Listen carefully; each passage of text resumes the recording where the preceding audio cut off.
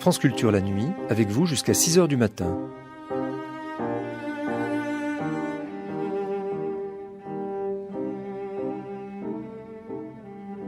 France Culture la nuit, un patrimoine radiophonique. Le temps est hors de ses gonds. Ô sort maudit qui veut que je sois né pour le rejointer. Hamlet, acte 1, scène 5. Les spectres ne sont pas loin et voilà que, pour nous, les murs ouvrent de larges béances. Tombe le mur de Berlin, là où tout avait commencé d'abord, sous la chape des États nationaux modernes, laissant bouche bée toutes les révolutions, mais aussi toute prise de parti dans le sens du code courant du politique. Fin d'histoire, fin des histoires, de l'histoire. C'est un tout petit peu plus tard seulement que Jacques Derrida livrera précisément en 1993 Spectre de Marx, sous-titre « L'état de la dette, le travail du deuil et la nouvelle internationale », marquant un monde en phase maniaque, tout de suite répétant à l'envi la mise en scène et l'exhibition du cadavre d'un Marx mort, au profit apparent d'un seul modèle standard, la démocratie au service de l'État ou État-nation, au service donc de sa souveraineté politique. Mais voilà, le philosophe allemand était aussi chasseur de fantômes, plutôt, et il s'y connaissait en manière de traquer et éloigner ce qui venait hanter déjà l'Europe, un spectre du communisme, c'est-à-dire hantise, panique devant la mort qu'on pourrait se donner selon la vertu, aliénation et refoulement du matérialisme historique. Louis Althusser livrait en 1963, au micro de Georges Charbonnier, 50 minutes durant, la question d'un Marx marxiste.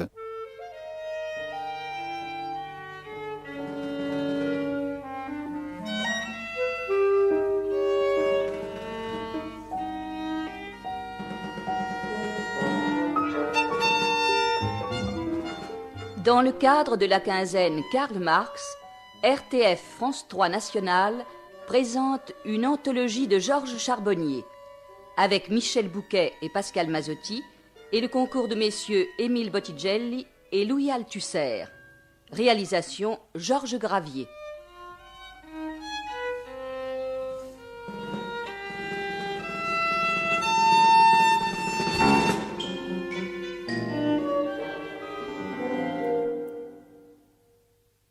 Le but de cette émission, pour messieurs Émile Bottigelli et Louis Althusser, est d'exposer le processus historique qui permet d'expliquer comment Marx est devenu marxiste. Il s'agit, en fait, de déterminer dans la pensée de Marx le moment où cette pensée subit une mutation, le moment de la coupure. Monsieur Émile Bottigelli place cette coupure vers 1845 et pense qu'il convient, pour être clair et complet, de remonter à 1836, c'est-à-dire à l'arrivée de Marx à Berlin. À Berlin, Marx prend contact avec la philosophie de Hegel et se trouve dans l'obligation d'intégrer au système hegelien une réalité prussienne dont le système ne peut plus rendre exactement compte. Intégration impossible.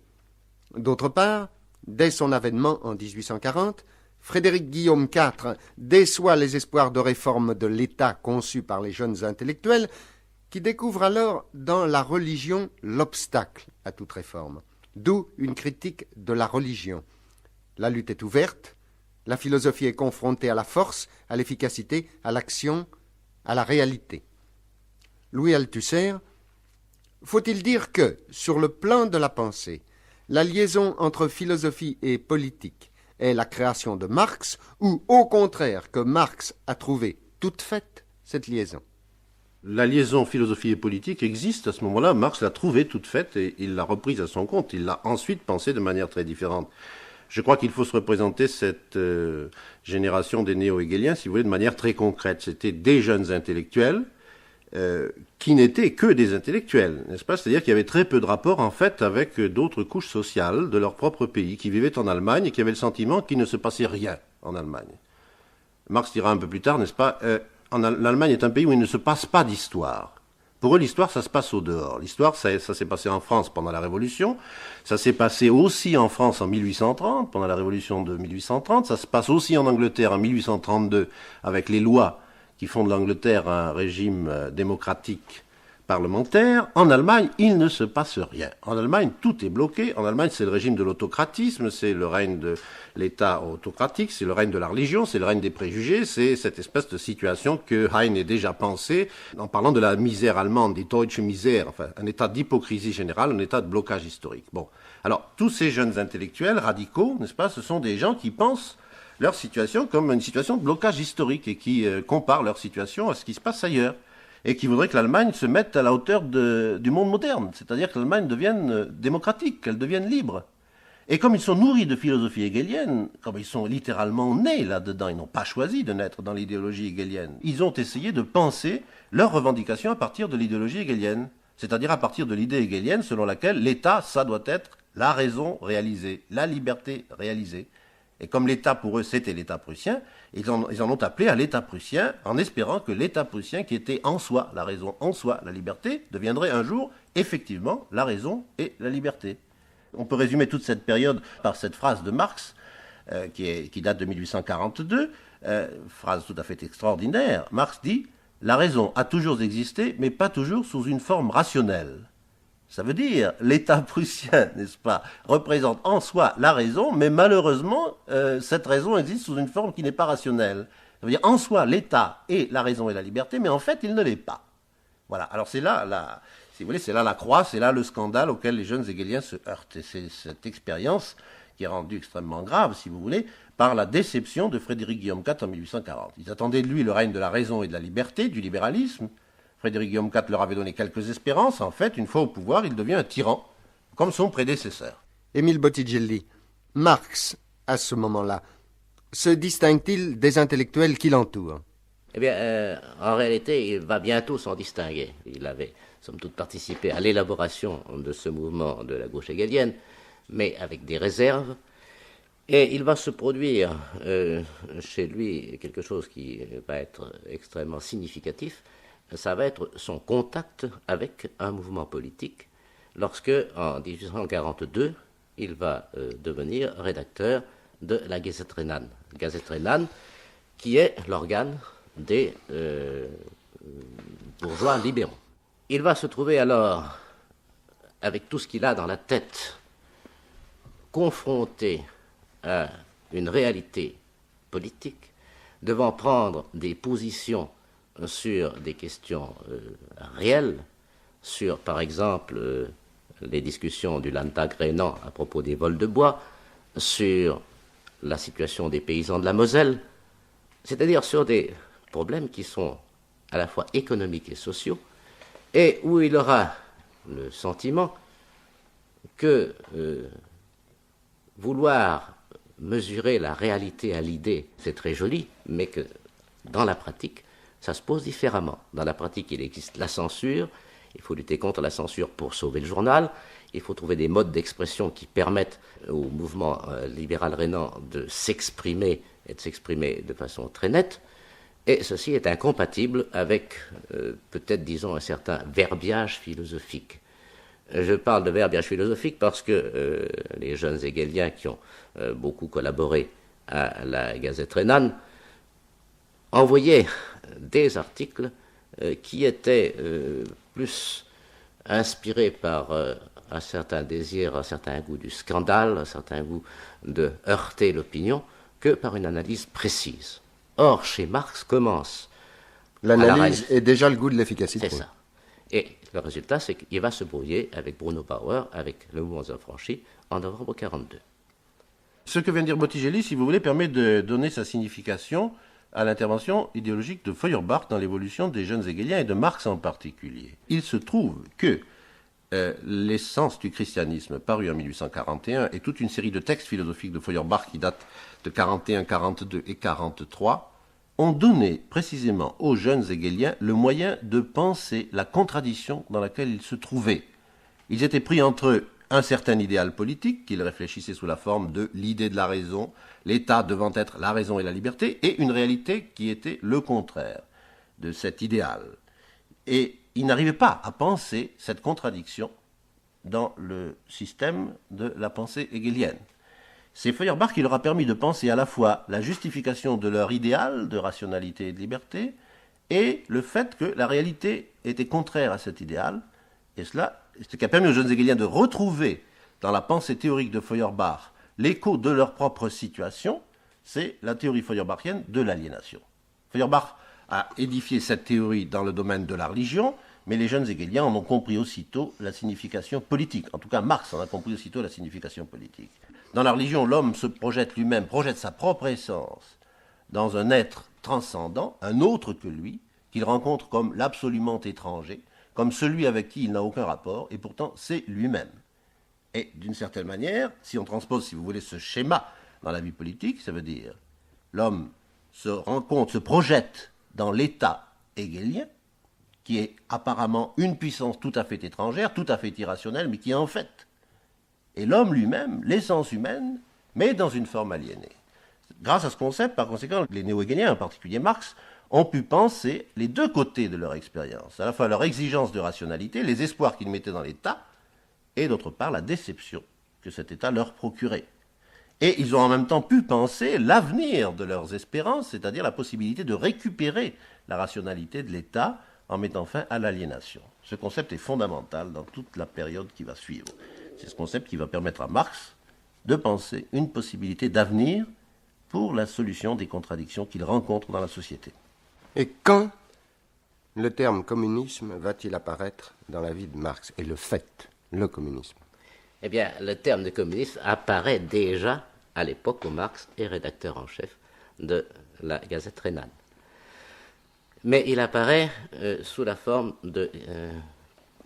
d'une théorie dont il se défend. Il apparaît comme quelque chose dont il dit « je ne le connais pas ». En réalité, il a déjà un contact avec le communisme parce qu'il a parmi ses collaborateurs Moses Hess, qui a été un des premiers hommes à réclamer une édification scientifique, philosophique du communisme. Le communisme apparaît comme un certain nombre de mouvements ouvriers et de mouvements plus ou moins sectaires ou utopiques, alors que Hess pense déjà à mettre en accord la philosophie hegelienne, somme toute, et le communisme. En réalité, la découverte du communisme, Marx va la faire de façon extrêmement directe, et il va la faire à Paris. Lorsqu'il vient à Paris, à la fin de 1843, en novembre 1843, il y vient pour publier, avec Arnold Ruge, une revue qui s'appellera Les Annales franco-allemandes et qui doit être la continuation des annales allemandes, des Deutsche Jahrbücher, que dirigeait Ruge et qui ont été interdites par le gouvernement. Il s'installe à Paris en novembre, les annales paraîtront en février 1944, mais il fréquente tout ce milieu des ouvriers révolutionnaires parisiens. Il fréquente les réunions qui ont lieu à la Barrière du Trône, et c'est l'élément véritablement prolétarien qui va le convertir au communisme. Il y a donc un contact pratique de Marx avec les ouvriers révolutionnaires, mais il faut dire qu'à cette époque aussi, il s'intéresse aux communistes, aux théoriciens du communisme, Cabet, Villgardel, Fourier, et d'ailleurs il en fera la critique.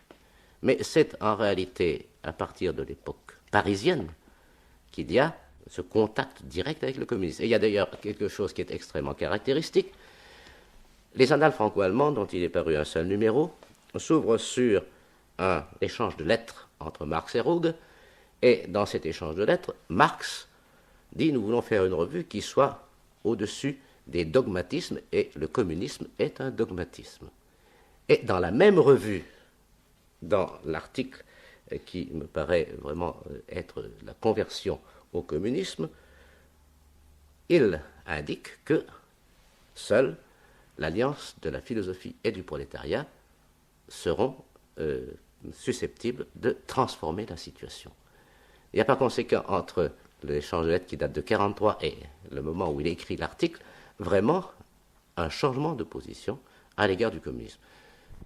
Où réside donc la possibilité positive de l'émancipation allemande?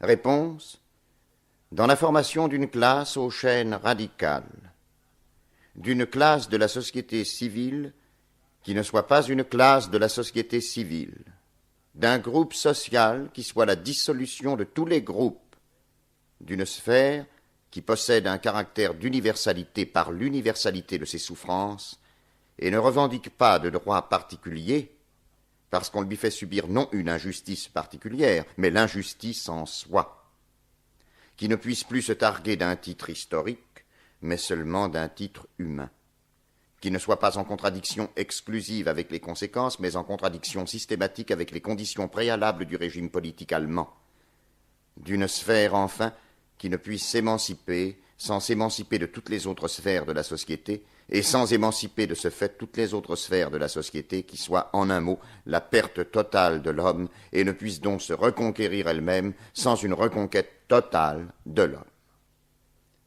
Cette dissolution de la société réalisée dans une classe particulière, c'est le prolétariat. En annonçant la dissolution de l'ordre antérieur du monde, le prolétariat ne fait qu'exprimer le secret de sa propre existence, car il est la dissolution de fait de cet ordre. En réclamant la négation de la propriété privée, le prolétariat ne fait qu'élever en principe de la société ce que la société a posé en principe pour lui, ce qu'il personnifie, sans qu'il y soit pour quelque chose, puisqu'il est le résultat négatif de la société. La philosophie trouve dans le prolétariat ses armes matérielles, comme le prolétariat trouve dans la philosophie ses armes intellectuelles. Et dès que l'éclair de la pensée aura frappé jusqu'au cœur ce sol populaire vierge, s'accomplira l'émancipation qui fera des Allemands des hommes. Résumons le résultat obtenu. La seule libération de l'Allemagne possible dans la pratique est sa libération du point de vue de la théorie qui proclame que l'homme est l'être suprême de l'homme. En Allemagne, s'émanciper du Moyen-Âge n'est possible que si on s'émancipe en même temps des dépassements partiels du Moyen-Âge. En Allemagne, aucune forme de servitude ne peut être brisée sans briser toute forme de servitude. L'Allemagne, qui va au fond des choses, ne peut faire de révolution sans faire de révolution de fond en comble. L'émancipation de l'Allemand, c'est l'émancipation de l'homme. La tête de cette émancipation est la philosophie, son cœur, le prolétariat. La philosophie ne peut se réaliser sans abolir le prolétariat ne peut s'abolir sans réaliser la philosophie. C'est un texte qui est évidemment un texte radical. C'est un texte révolutionnaire qui scelle, si vous voulez, l'alliance de Marx avec le communisme. Mais cette alliance est scellée sur une base très précise, sur une présupposition très précise. Le radicalisme de Marx, à cette période-là, Marx lui-même l'a défini en disant « être radical, c'est prendre les choses par la racine. Or, la racine de l'homme, c'est l'homme. » Et c'est justement cet humanisme, à savoir une certaine idée de l'homme, qui est la présupposition tacite de cette alliance. S'il y a alliance entre le prolétariat et la philosophie, c'est parce que c'est l'humanisme, une certaine idée de l'homme, qui concerne à la fois la philosophie et le prolétariat. Une certaine idée de l'homme concerne la philosophie parce que c'est l'objet de la philosophie. C'est l'objet de la philosophie de dégager théoriquement la réalité positive de l'homme, ce que l'homme doit être. Et c'est l'homme qui concerne le prolétariat dans la mesure où le prolétariat est la négation de la réalité de l'homme. Alors d'un côté, la philosophie, si vous voulez, est l'affirmation positive de l'essence de l'homme, mais une affirmation purement théorique. D'un autre côté, le prolétariat est la négation réelle, pratique, de la réalité de l'homme. C'est une négation pratique. Ce que Marx attend de l'alliance de la philosophie et du prolétariat, c'est la reconstitution de la totalité, c'est-à-dire à la fois de l'essence de l'homme définie par la philosophie et de la non-réalité de l'homme qui réside dans le prolétariat. Ce qui fait que le jour où le prolétariat sera supprimé comme négation de l'homme, dans le prolétariat, l'homme sera réalisé, et ce jour-là, la philosophie sera réalisée dans le prolétariat. Vous voyez, par conséquent, cette alliance très particulière suppose une certaine idée de l'homme, suppose une certaine idée de l'humanisme, qui est à ce moment-là en rapport avec la pensée de Feuerbach, avec la théorie feuerbachienne, Et il faut bien dire qu'il n'est pas encore marxiste, parce que Marx, justement, plus tard, reviendra sur Feuerbach, sur cette idée de l'homme, et la critiquera. C'est l'objet d'une des thèses sur Feuerbach, d'une des célèbres thèses sur Feuerbach. Ce qui fait que ce texte est à la fois radical, si vous voulez, politiquement décisif dans l'évolution de Marx, mais théoriquement, un moment seulement dans son évolution, car il ne coïncide pas avec sa pensée définitive. Et quand l'économie politique va-t-elle apparaître? Eh bien, elle apparaît précisément maintenant. Nous sommes en 1844. Les Annales franco-allemandes ont publié un texte d'Engels intitulé « Esquisse d'une critique de l'économie politique » qui va attirer l'attention de Marx sur l'économie politique. Ce texte, Marx y rendra hommage d'ailleurs. Mais ce qui est intéressant, c'est que cette rencontre va se concrétiser dans les manuscrits de 1844, ces fameux manuscrits dont on a beaucoup parlé, et qui, à mon sens, marquent surtout dans la pensée de Marx l'étape rencontre de Marx avec l'économie politique. Ce qui est important, je crois, c'est de marquer comment se fait cette rencontre. Althusser a indiqué que c'est au nom d'une certaine idée de l'homme que Marx aborde les problèmes. L'économie politique, c'est pour lui la science de l'activité productrice de l'homme, c'est-à-dire activité essentiellement humaine.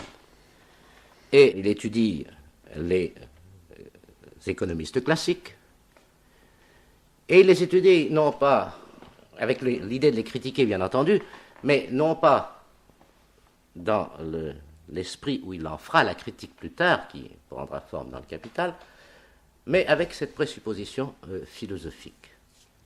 Et ce qui le frappe, c'est d'abord que l'économie politique repose sur une contradiction.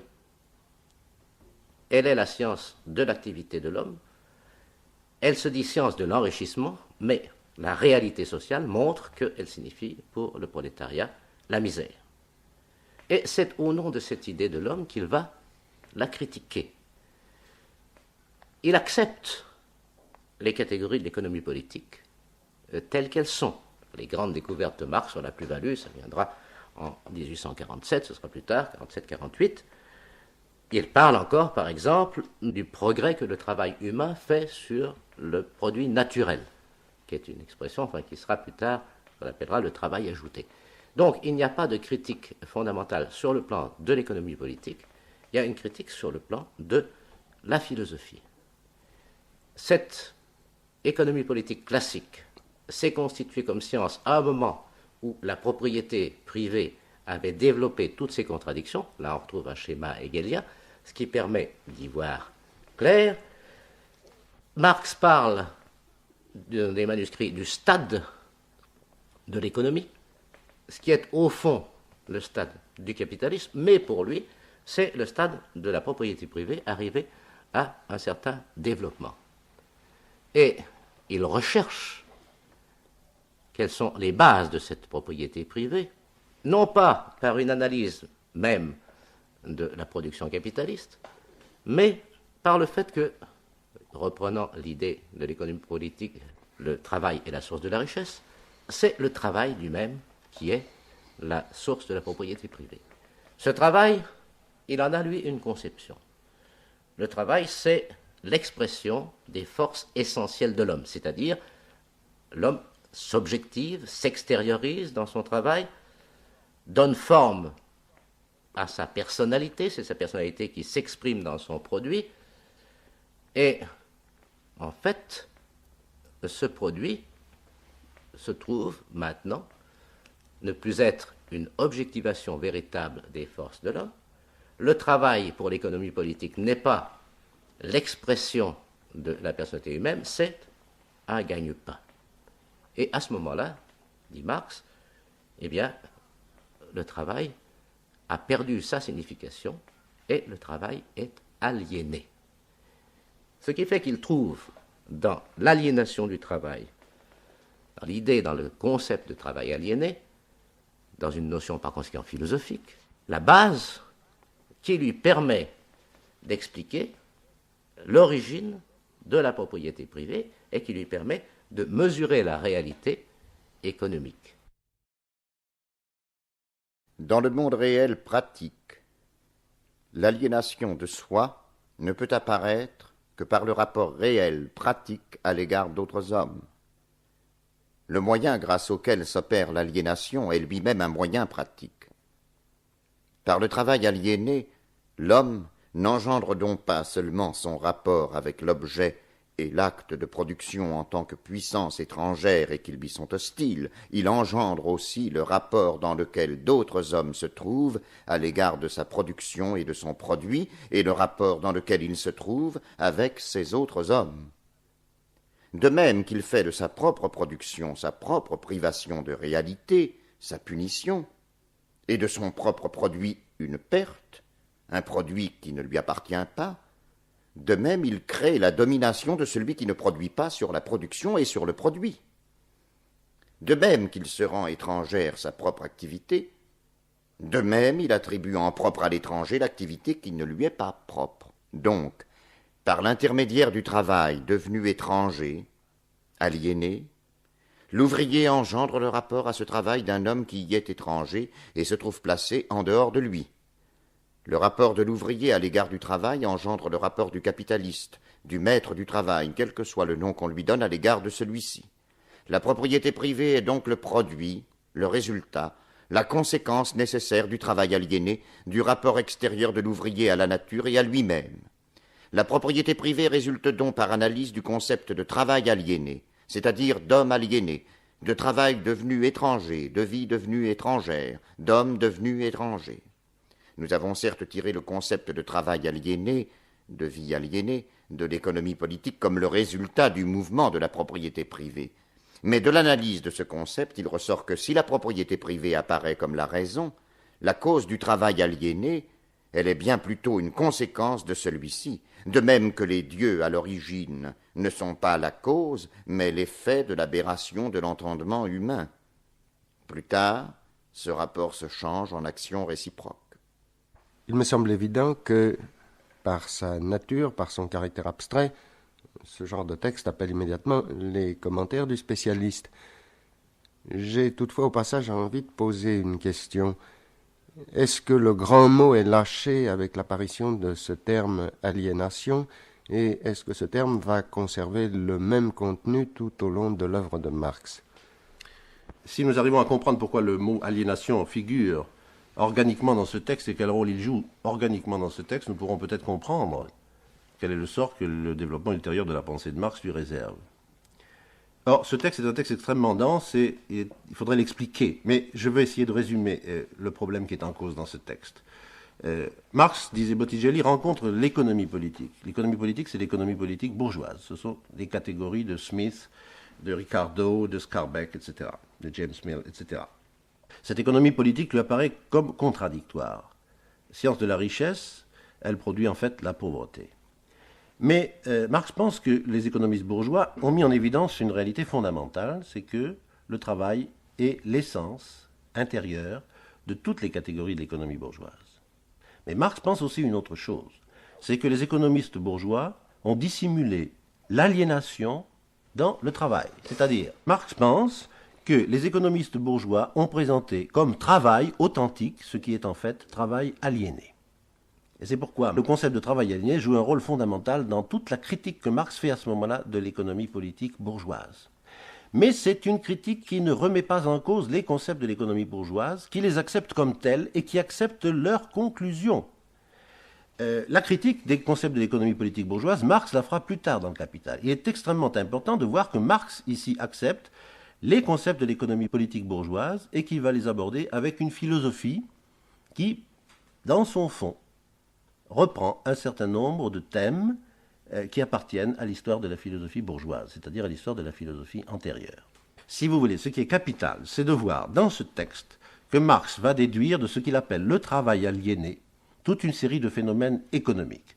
Premièrement, l'aliénation du travailleur, le fait que son produit lui soit étranger. Deuxièmement, l'aliénation de l'acte du travail, le fait que l'homme dans son activité même de travailleur, soit dans une activité étrangère à lui-même. Le fait que l'homme ne se sente pas chez lui, comme dit Marx, bei sich, dans le travail, ne se sente pas à l'aise, se sente en face, se sente soumis à une activité qui lui est imposée du dehors, qui n'a rien à voir avec lui. Travail parcellaire, travail même qu'il est obligé de rechercher, dont il n'est pas sûr, exposé au chômage, etc. Travail qui ne le paie pas de ses efforts, travail dont l'objet lui est ravi par le propriétaire, etc. Troisième conséquence tout à fait extraordinaire de la déduction de Marx, c'est que ce travail aliéné va produire le capitaliste. Marx dit en propre terme dans ce texte, nous l'avons entendu, c'est en quelque sorte une déduction d'une fonction déterminée, d'un rôle déterminé dans la production d'une économie déterminée qui est déduit par Marx directement du travail aliéné. Et ceci nous met sur la piste, si vous voulez, d'une découverte extrêmement importante. C'est que le travail aliéné chez Marx, dans ce texte et dans tous les manuscrits, n'apparaît pas comme l'effet d'une situation économique déterminée. Il en apparaît bien plutôt comme la cause. À la fin du texte, Marx déclare que si la propriété privée apparaît comme la raison, la cause du travail aliéné, de nos jours, sous-entendu, elle est bien plutôt une conséquence de celui-ci, de même que les dieux, à l'origine, ne sont pas la cause, mais l'effet de l'aberration de l'entendement humain. C'est une conception qui est absolument impensable dans la pensée ultérieure de Marx. Cette idée que du travail aliéné, c'est-à-dire d'un certain rapport de l'homme à l'objet de son travail, de l'homme à son produit, puisse être déduite toutes les catégories sociales, par conséquent tout un ordre social qui ensuite va retomber sur lui. Marx donne ici au travail aliéné exactement la même fonction originaire, la même fonction fondatrice et productrice que Feuerbach donne à l'aberration de l'entendement humain dans la production des dieux. Et il est évident que ce travail aliéné, Marx le conçoit comme un certain rapport de l'individu à l'objet qu'il produit.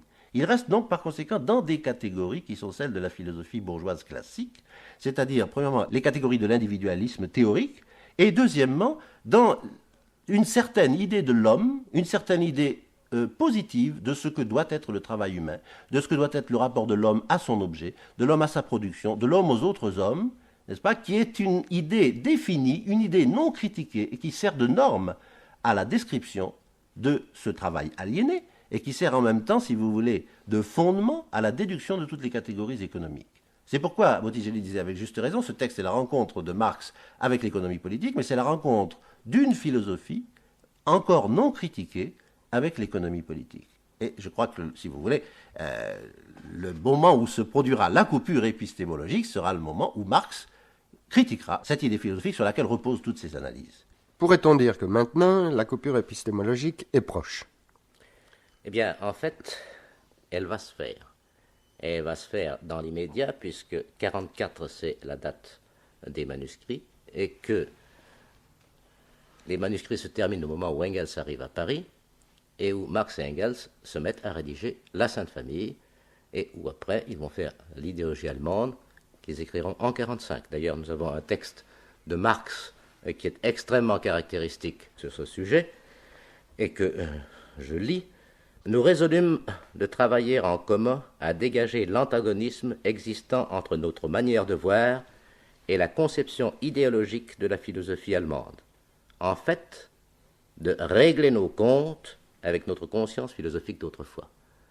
C'est là vraiment que va se faire la coupure, et la coupure va se faire sous la forme d'une polémique contre l'hégélianisme, contre la philosophie idéaliste allemande, personnellement contre Bruno Bauer, contre Stirner, c'est-à-dire contre les jeunes hégéliens.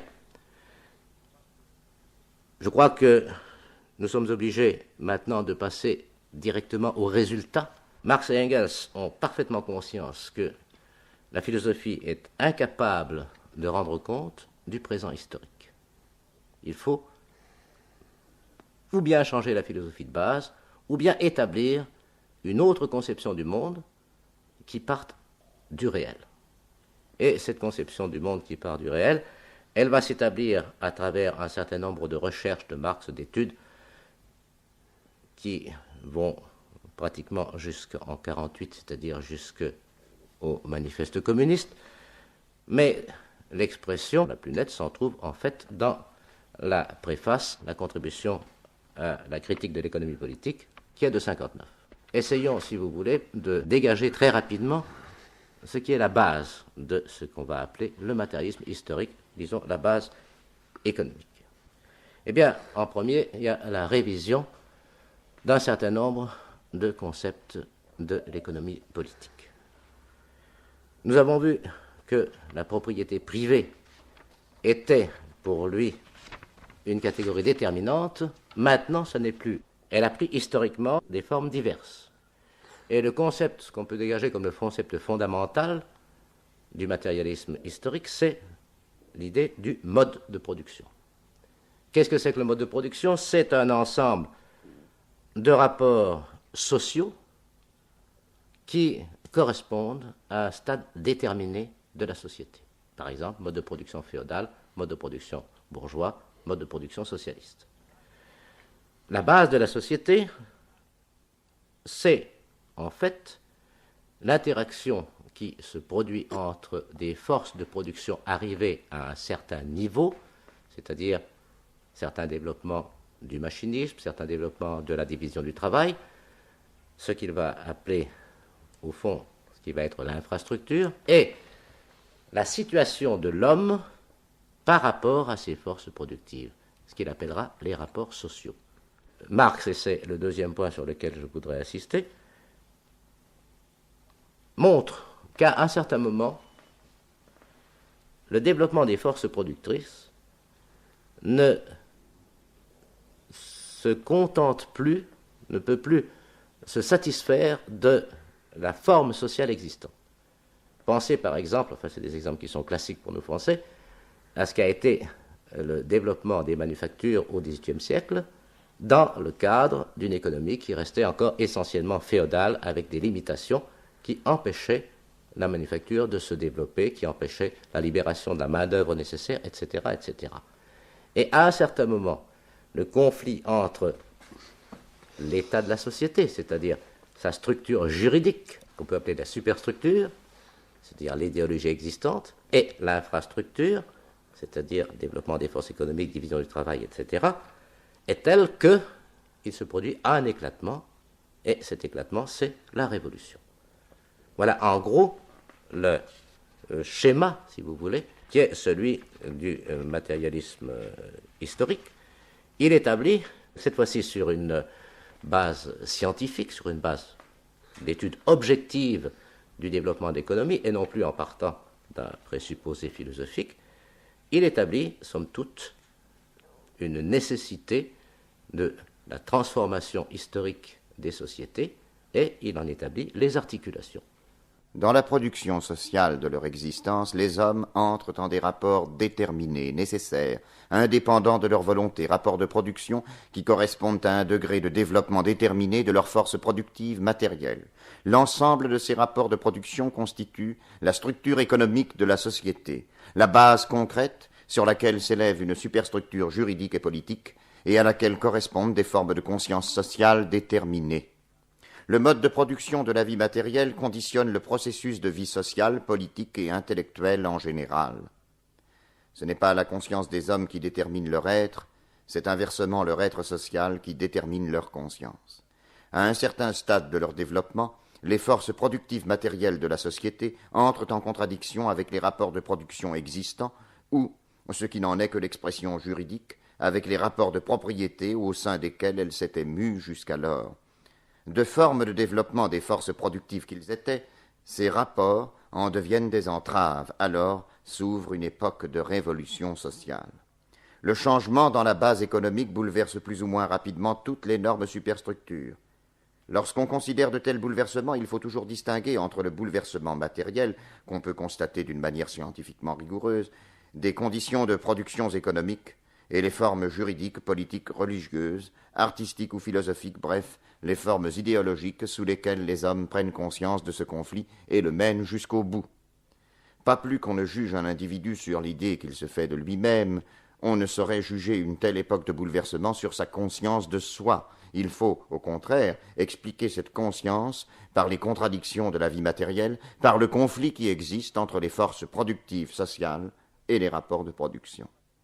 Une formation sociale ne disparaît jamais avant que soient développées toutes les forces productives qu'elle est assez large pour contenir. Jamais des rapports de production nouveaux et supérieurs ne s'y substituent avant que les conditions d'existence matérielle de ces rapports soient écloses dans le sein même de la vieille société. C'est pourquoi l'humanité ne se pose jamais que des tâches qu'elle peut résoudre. Car, à y regarder de plus près, il se trouvera toujours que la tâche elle-même ne surgit que là où les conditions matérielles pour la résoudre existent déjà, ou du moins sont en train de s'élaborer. Dans ce texte célèbre définit ce qu'on peut appeler les bases fondamentales du matérialisme historique. Le mot matérialisme historique est une expression qui peut prêter à équivoque. En fait, il s'agit d'une théorie scientifique de l'histoire. Marx a employé ce terme de matérialisme historique dans un sens polémique pour l'opposer aux conceptions idéalistes de l'histoire qui régnaient avant sa tentative. En effet, si on examine ce texte, on y voit apparaître toute une série de concepts qui sont des concepts positifs: force de production, degré de développement des forces de production, rapport de production, superstructure, idéologie, rapport entre le degré de développement des forces productives et les rapports de production, révolution, etc. Tous ces concepts sont des concepts qui ont pour contenu des réalités historiques déterminées. Ce sont des concepts qui peuvent recevoir un contenu différent selon les sociétés différentes auxquelles on les applique, mais qui en aucun cas ne peuvent recevoir comme contenu ce qui faisait autrefois le contenu de la pensée de Marx, c'est-à-dire un concept philosophique. Et si vous voulez, par conséquent, l'entreprise de Marx, ce qui caractérise la coupure épistémologique qui constitue son entreprise, c'est d'abord, négativement, la rupture avec toute une série de conceptions idéalistes de l'histoire. Quelles étaient, en gros, les conceptions idéalistes de l'histoire qui régnaient avant lui? Elles ont été développées essentiellement au cours du XVIIIe siècle, et on peut dire qu'elles consistaient à mettre en rapport 2 ou 3 sphères qui avaient été isolées au cours du développement de la pensée antérieure. La sphère des idées morales, idées religieuses, et la sphère du politique. C'est ainsi que, par exemple, soit chez Bossuet, soit chez la plupart des encyclopédistes, on voit l'histoire pensée à partir soit d'un fond d'idées religieuses, soit d'un fond d'idées philosophiques qui donnent leur sens aux événements humains. C'est-à-dire, les idées étant confrontées à la sphère des actions politiques des hommes, ce sont les idées qui mènent le monde, ce sont en tout cas à partir des idées que l'histoire est pensée et jugée. À la fin du XVIIIe siècle, et en particulier chez Hegel, une autre sphère est isolée, celle des comportements économiques.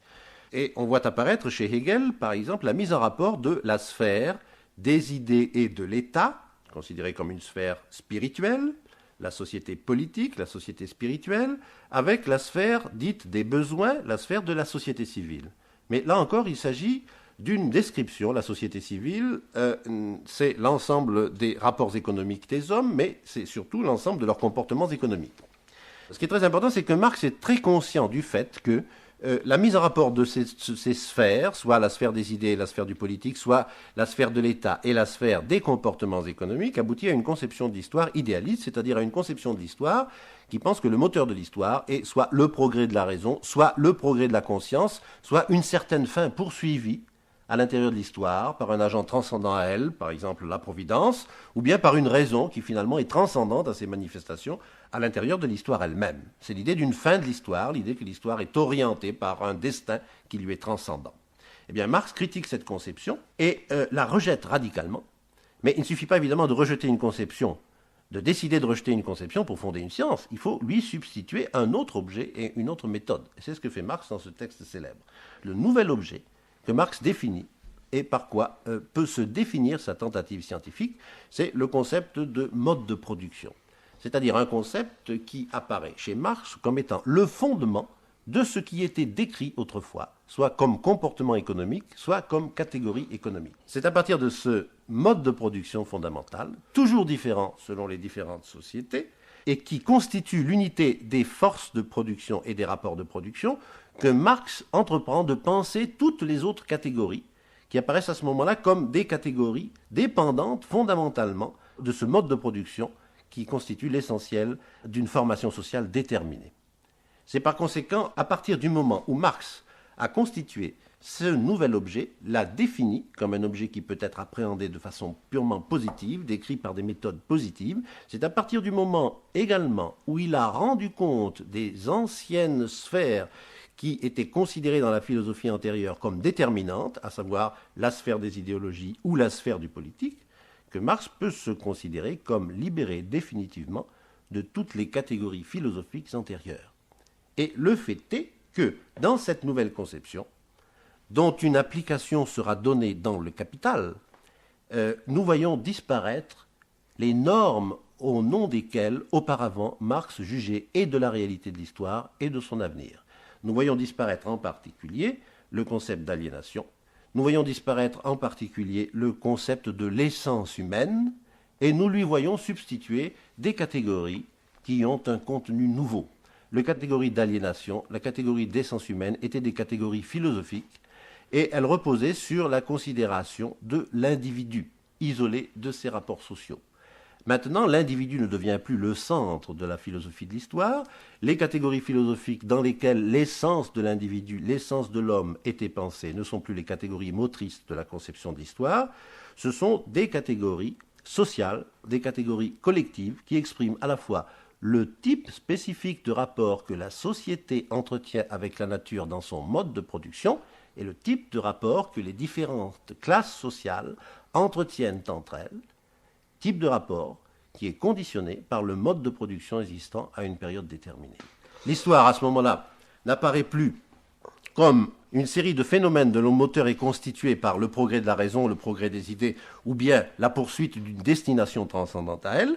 L'histoire apparaît comme un monde d'une nécessité immanente, dont le moteur essentiel, depuis l'origine même de l'humanité, du moins depuis leur existence, dont le moteur essentiel est constitué par la lutte des classes.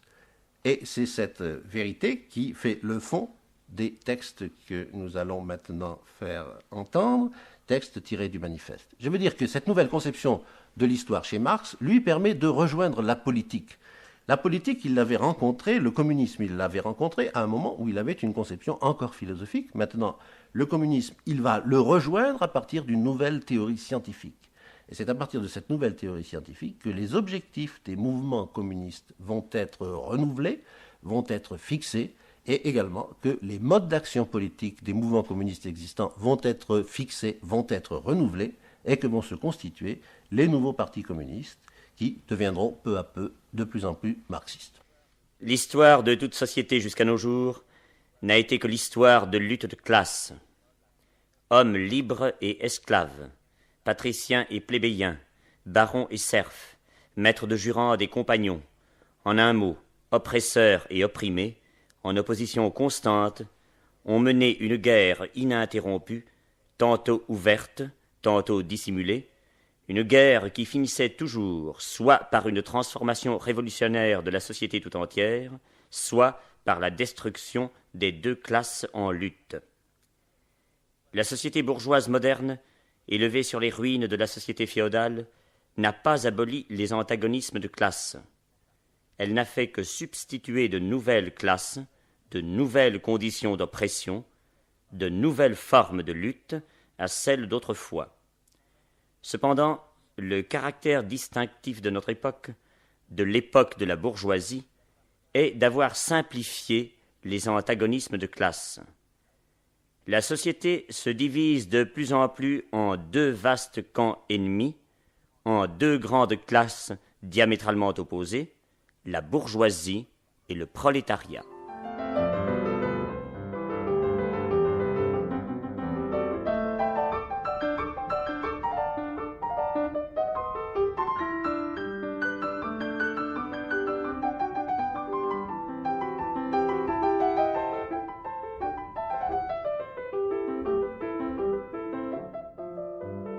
C'était Karl Marx par Georges Charbonnier, Quand Marx a-t-il été marxiste, avec Émile Bottigelli et Louis Althusser, et le concours de Michel Bouquet et Pascal Mazzotti. Une émission diffusée la première fois le 13 mars 1963.